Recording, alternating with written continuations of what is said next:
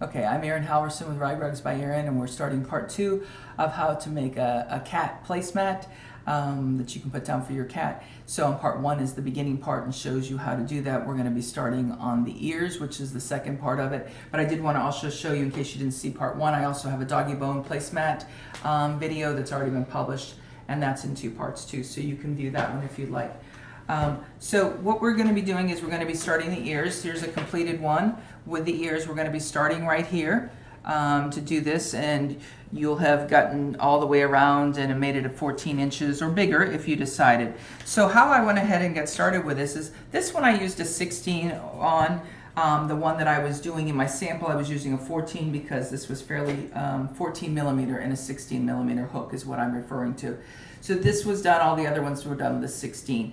But I don't usually do this a lot in my videos. I don't change hook size, but I did in this because I felt like the ears were kind of bulky, and so I went down to a 12 millimeter one. This is one of my reclaims, happens to be the one I'm using in my repertoire, but I have regular ones, and I may have 14 reclaim, but not this one, available on my website too, which having this extra long handle makes it much more comfortable. So if you'd come around, Lyle, and we'd go ahead and get started and talk about how I did this. So this measures like 14 inches.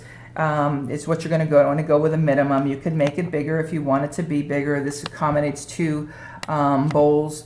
That would be a 5-inch bowl or something like that, bones. So here, I took, used stitch markers, just something you can do to mark it with. I used to use safety pins, but I got nearly poked, and so I ended up going to stitch markers. Very inexpensive little thing to have, but just something to mark it. And you're going to need 4 holes to put the ears. I kind of eyeballed it to start off with. You know, I don't know if it should be over here or up there or something like that, but I'm going to start by doing this ear, and then after this ear is done, I may adjust this one. That's what I did on some of my other ones. Like I might come up a little higher or a little lower, but you're going to need 4, and so I went ahead and marked the 4. So you can take, what you're going to do is you're going to, the sheet yarn I used also, I went to like 3/4 of an inch, and I'm using a 12 millimeter. I didn't put a very long tail. If you watch part 1, you can see how to get started just with a shorter tail. So I'm going to cross over, make a slip stitch, go through there if you know how to do one, pull it through, hold it with the left hand, tighten it up a little bit. The right hand is going to do, and the long one is going to do the adjusting. The first, it shows it as a slower version on my beginner rug. I mean the beginner part of this on part 1, it's the same thing. So I'm going to keep my eyes focused on where 4 holes are. I'm going to take this stitch marker out and show you how to do an ear.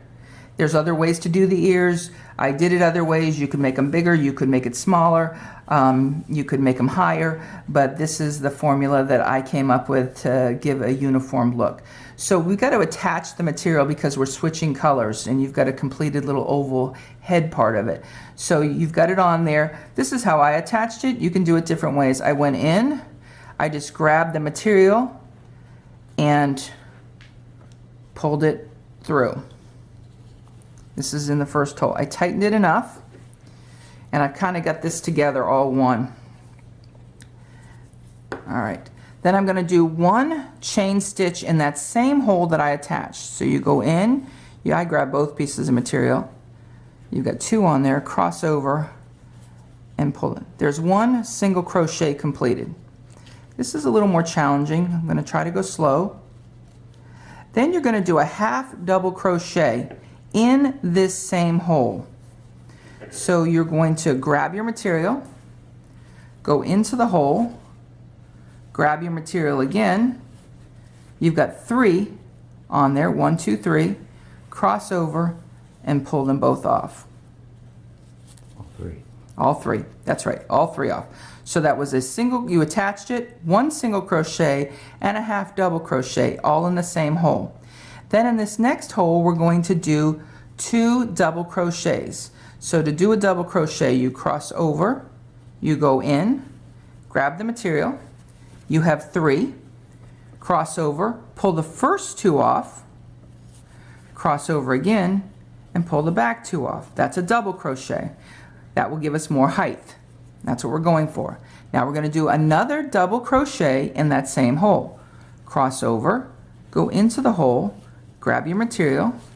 You've got 3 on there, cross over, pull the first 2 off, cross over again, and pull the second 2 off. So you did 2 double crochets in that hole. Then you're going to do 2 chain stitches. Excuse me. 1, 2. Then you're going to do 2 more double crochets just like you did here in this hole in the next hole. So you're going to cross over, and what this is, these chain stitches are going to be the peak of the ear, is what they are. And they're also, if you don't do the 2 chain stitches, and you could possibly even do 3, I found that was too much, but 2 chain stitches, if you don't, then you're going way down here and you're going to mash those stitches, and you don't want to do that. So 2 double crochets in the next hole. Cross over, go in, grab your material. You've got 3. See how I'm bringing it back up again? Cross over, pull the first 2 off, cross over, and pull the back 2 off.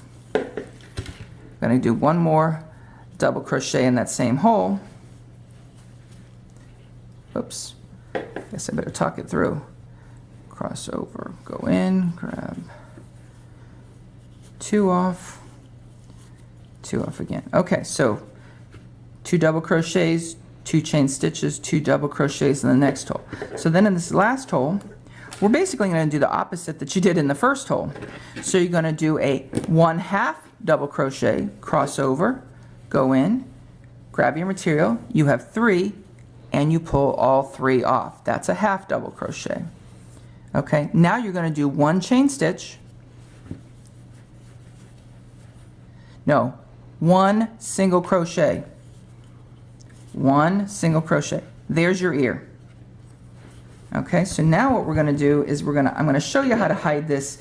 There's lots of ways to do it, and you can do it any way you want, but I'm going to just get a long enough piece, and you're going to switch over. So you've got this last single crochet right here. I continue to pull this through after I've snipped it, leaving it long enough. Okay. I use a 13 tapestry needle or yarn needle. You can use a 16. The 13i is a little bit bigger. You see that's got a blunt end to it. I like the bigger because it's easier to thread and just easier to work with. So what you're going to do is you want to hide this this end, because I don't like going across all the way. I tried that with the changing colors and stuff like that. It makes this too high here and you can't see the ears enough, so I didn't like that technique. So what I ended up doing is flipping this over, and we're going to be able to trim that.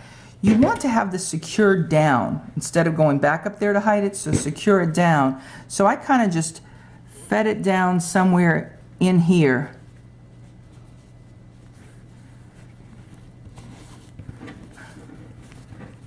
You need enough little pull on it, but not too much. And then basically you're just going to come in here and hide your material. Hide your end. There's all different ways you can do it, just how you think it's not going to be as obvious. You didn't even have to change this color if you didn't want to. See, that's not going in the way I want it to go, so I have to try something else. And you'll have to do the same thing. Okay, so you're going to just pull it a few different times. I'm going fairly quickly. When I finish my rugs now, I try to go one direction and then the other so it's secure and doesn't come undone, and I don't do a knot. So here, I did it far enough this way. Also, I feel like when you come across this point, I feel like it pulls that point together, because here you've got like this, and there's your chain stitches that you had. I feel like it pulls it a little bit better together. All right, so now I'm going to kind of go back the way I came, and it kind of locks it in.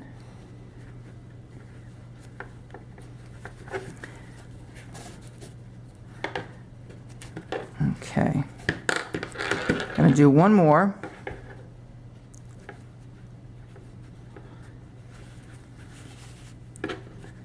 Make it secure enough.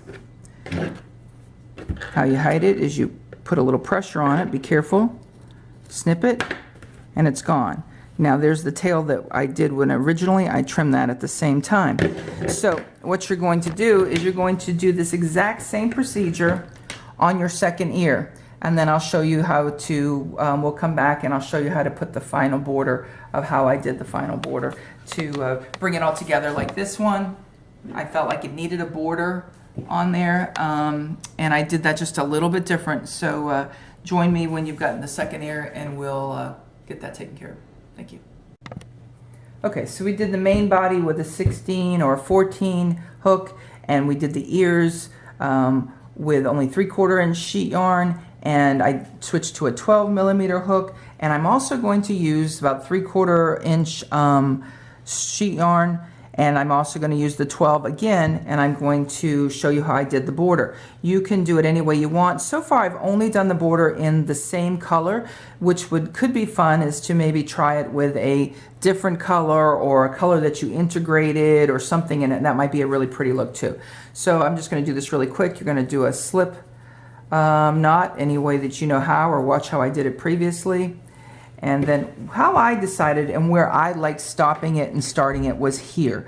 I tried some different things, and this is where I found it was the best. So what I ended up doing is I didn't want a thick border with the same width, and the reason why is when you come across here with that thicker border, like the rest of the sheet yarn, the ears get absorbed into it, and you can't really see them very well, and I didn't like that look, so I decided to go with a thinner border. But I want to show you what I did on this border because some of you might have questions. So you know, you can do it any way you want, but if you need some help with this. So what I did is I started on this first hole right after the second ear, and I went in and did the same thing as I did on the other ear. I just grabbed my material and pulled it through to attach it, and I secure it pretty good.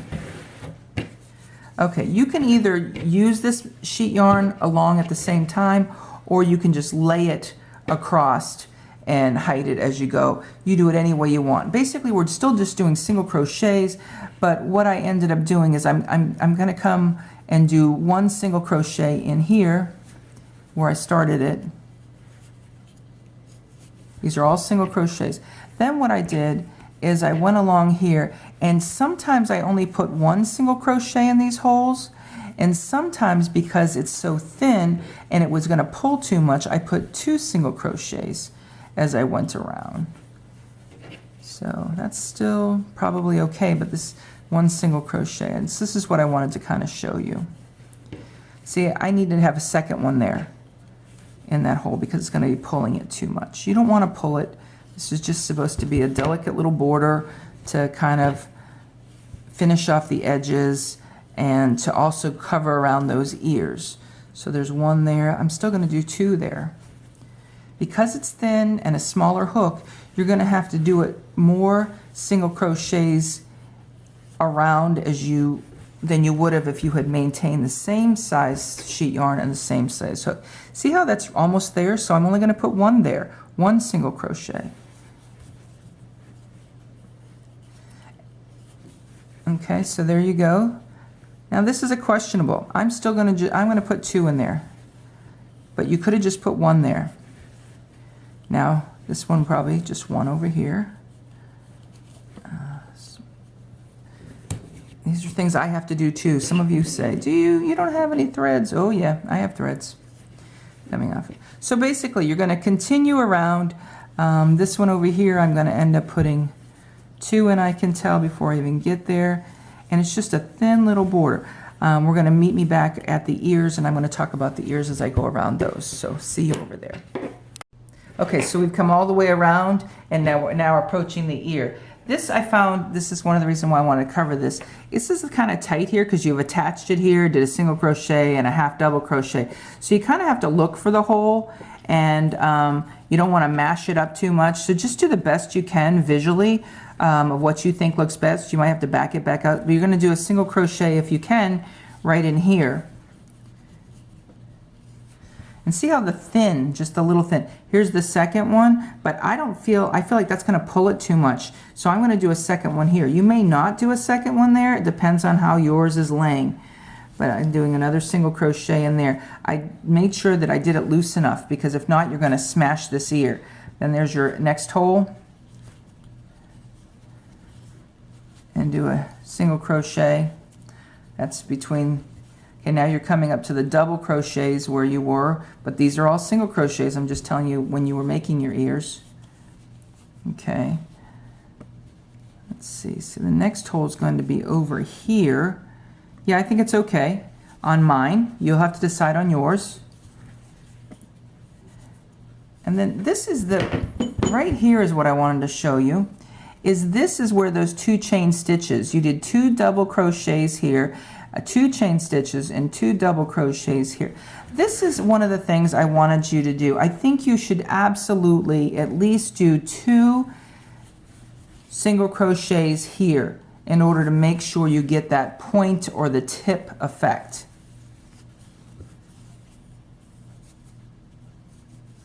Okay, that seems to be enough. One time I did 3 there and I liked it there. So just find your holes and continue on. I'm going to kind of create a hole right here in the end of my double crochet because I don't want to go any farther down. And you're just going to continue on. And see, right now they're just one in these holes, but I've kind of created holes a little bit. So do what you need to do to make it lay flat and not be... So you're going to come all the way down, go across here, go up here. You'll meet me over here, and I'll show you how I ended it.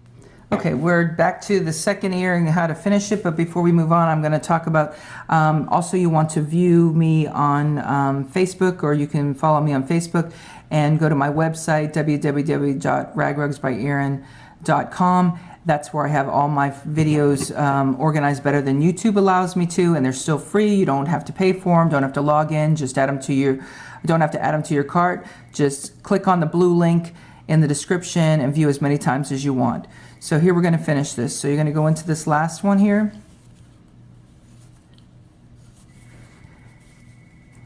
And I'm going to come down somewhere into here and grab it. Do one more single crochet. So we're going to ignore that phone call. Okay, so after I've got a single crochet, I'm going to just do 1 slip stitch here and pull it through. Here's your slip stitch. I'm going to cut it with a long enough tail to finish it. And see, there's a knot, so I'm going to just go ahead and do it right there at that knot. It's longer than I needed. Pull this through. So there you go.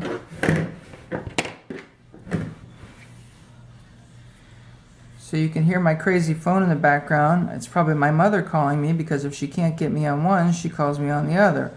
But we're almost done here, so we're going to just have to call that person back. All right, so here we go. You've got to see how it blends in when you do that slip stitch there? Okay. You can feed it through. You can do it on the back, you can do it on the front, and I'm not going to finish this all the way. You're just going to make sure that you do it. Well, maybe I will. I have a video on this too. This is the newer way that I'm doing it. I feed it one direction. Sometimes I do it on the front, sometimes I do it on the back.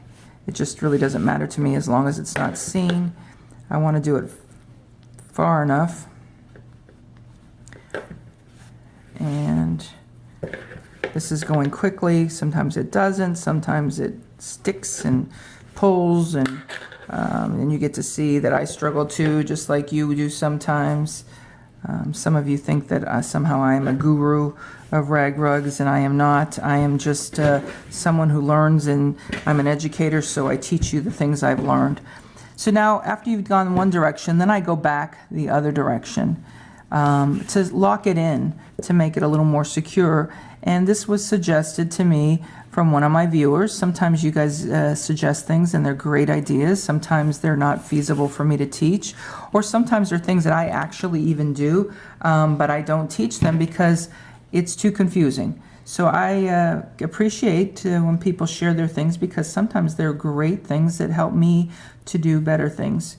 See, that one's not going well, so I'm going to take it out, and we're going the other direction is what I said.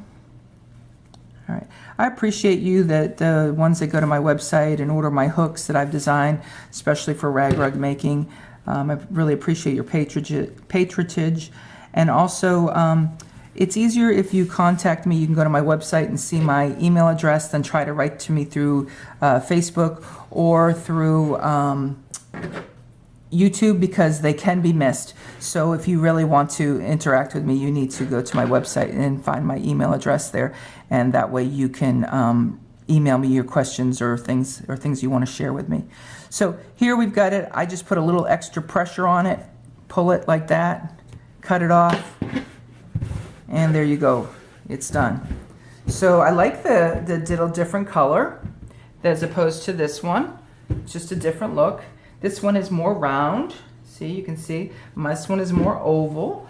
Just depends. These were a little more round, some of these prototypes. And it depends on what you like. So you can add your stitches accordingly. And this was 2 parts. So make sure you view the first part, the dog bone, and I think I'm over 120 videos now. So thank you. Subscribe.